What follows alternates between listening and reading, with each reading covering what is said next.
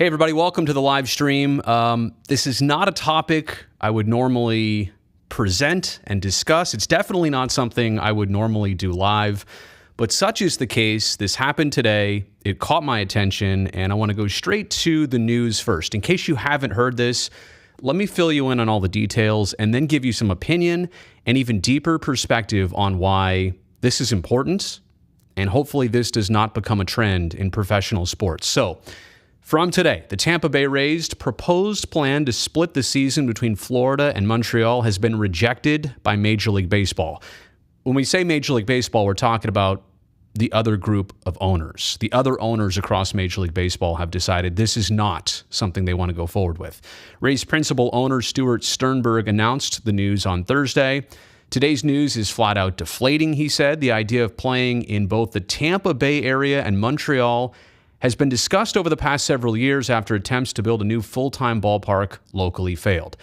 As far as I can remember, and I think I actually did a video here on this channel about this very topic, it was summer of 2019. So this has been years in discussion. I don't know that anybody ever took it that seriously, but obviously it was presented for real and it was denied for real. He says, quote, things had progressed nicely and things had been working nicely, and then recently it just sort of took a turn to the south, and we don't precisely know why. I have no doubt that what we try to accomplish with our sister city plan will become accepted in all of professional sports.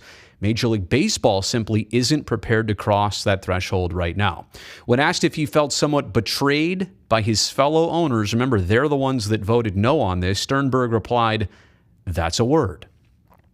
The game is peculiar in a lot of senses, and things happen for a lot of reasons, Sternberg said. Sometimes for the good, but always with good intentions for the game itself. We quite often have differing opinions on what that might mean.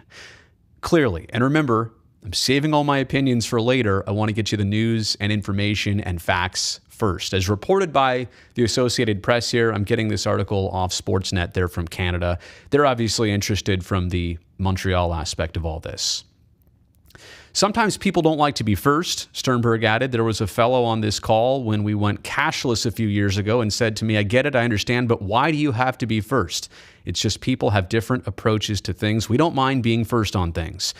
And then a little bit of background here. Montreal had the Expos from 1969 through 2004. The Expos then moved to Washington and became the Nats for the 2005 season. They were as, if not more devastated than I was at the news, Sternberg said. Let me scroll down here to continue. The Rays' lease at Tropicana Field in St. Pete, where the team has played since 1998, it expires after the 2027 season. Since Sternberg took control in October of 2005, the once struggling franchise has been a success on the field, but not at the box office. They reached the World Series in 2008 and 2020. They've annually ranked near the bottom of the league in attendance. They average about 9,500 fans for home games last season, 28th in the majors, and ahead of only Miami and Oakland. So it goes on here, and there's more information about Tampa's struggle to build a new stadium and the situation they're in. All along, our goal has been to keep the Rays in Tampa Bay. Tampa Mayor Jane Castor said in a statement, we've been working on both sister city and full season proposals, and now we can focus all of our energy on a full season. I'm optimistic the Rays will call Tampa Bay home for many years to come. Okay, so there's all that. And you know what? I should probably just respond to that first. It's a bad idea for a number of different reasons. Of course, an owner might want to suggest this and propose this because it could be a good business idea. If you're struggling in Tampa Bay, 162 games and even 81 home dates. That's a lot. That's probably more than the market is dictating in Tampa, right? So if you could cut that down to 40 home dates, all of a sudden it's more of an attractive thing. You're definitely splitting the year, right? Maybe first half in Tampa, second half in Montreal. It makes sense from the business perspective.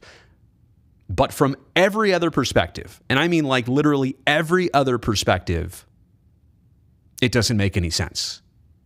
If you're a player, do you want to go sign with the Rays knowing that you and your family are moving into a house for the first half of the year then you're going to have to go buy a second house or find second accommodations from, let's say, June through October or whatever. And if you're a family man, like a lot of players are, how about your kids in schools? Like, finish up 1 year in Florida, then start your next school year in Montreal, or don't move your family. Now you're away from them for a half a baseball season. Let me just say, the baseball year is grueling enough. The season, the games, when you're home, that's valuable time. You don't want to have that time split between two homes. Now, I started there with the player perspective because I think that's, hopefully that's most understandable. But I also want to say, how about from the fan perspective? And this is simple. You're a Rays fan for April, May, some of June, and then what, in July, they're gone. And if they make the playoffs, they're not having that playoff game in Tampa Bay. You know that game is in Montreal. How could you support that? How could you be a first half fan of a baseball team? How does that work? And there's more on this, and I'll get to it in just a second. From every different perspective on this, from the fan perspective, from the player perspective, doesn't make a lot of sense. But from the owner perspective, 2 TV markets, 2 contracts, 2 fan bases. What do you call this team? Like, are they legitimately the Tampa Montreal Rays? Tampa Rays? How do you do this? It's unprecedented, and nobody's tried it before. I could go back to all of his quotes here. You know, who's going to be the first? Nobody's done this. We don't mind being first. Have you ever thought there's a reason that nobody else has done this before? On purpose, for an extended period of time. There have been seasons split for reasons out of everybody's control. It's a last-ditch effort. It's a worst-case scenario, but this going in as your plan, there's no surprise that MLB owners decided to get away from this. But let me also go to a tweet which covers an additional quote here from Stuart Sternberg that was not mentioned in that article, but I think is even worth a totally separate conversation.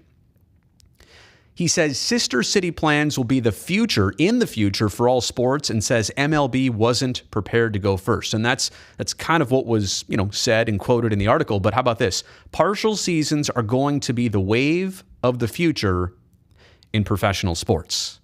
Now, to me, that's dangerous.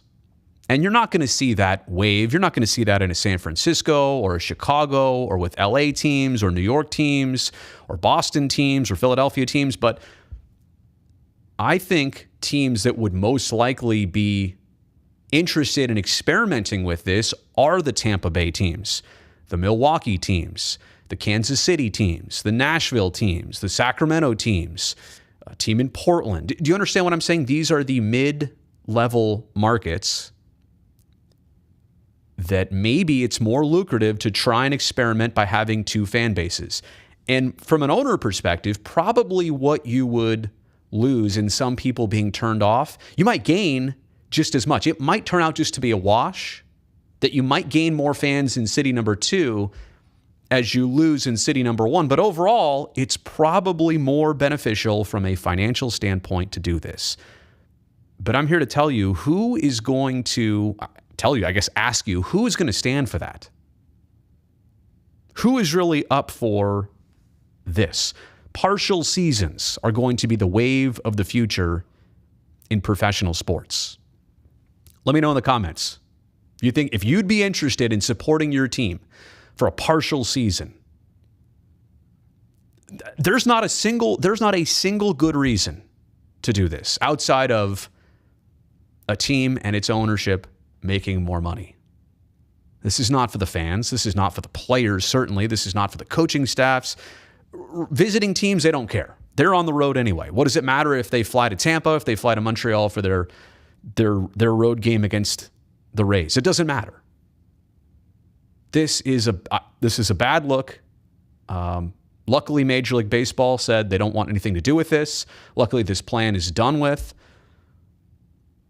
I think embarking on something like this is dangerous territory in sports.